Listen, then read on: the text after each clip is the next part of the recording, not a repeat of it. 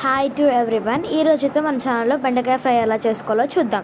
ముందుగా oil heat చేసుకొని, oil heat అయిన తర్వాత పోపు దినుసులు, పల్లీలు, పచ్చిమిరపకాయలు, ఉల్లిగడ్డలు, పసుపు అయితే వేసేసుకొని ఫ్రై చేసుకుందాం. పల్లీలను అయితే బాగా వేగనివ్వాలి, లేకపోతే తింటున్నప్పుడు బాగోవు.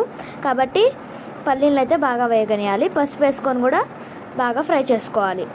ఆ తర్వాత కాసేపు వాటిని అలా ఫ్రై అవ్వనిచ్చిన తర్వాత బెండకాయలు అయితే యాడ్ చేసేసుకుందాం. బెండకాయలు అయితే యాడ్ చేసుకొని కలుపుకుందాం. బెండకాయలు అయితే యాడ్ చేసేసి బాగా ఫ్రై అవ్వనిద్దాం.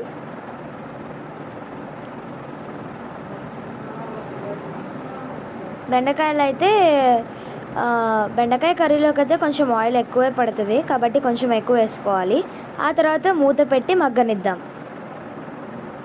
ఆ తర్వాత ఉప్పు కారం వేసి సర్వ్ చేసుకోవడమే. అంతే, ఉప్పు కారం తగినంత వేసుకోవడమే.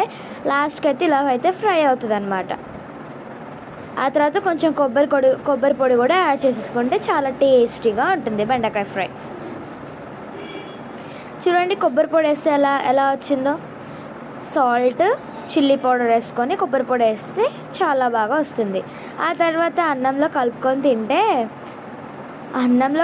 తింటే సూపర్ ఉంటుంది.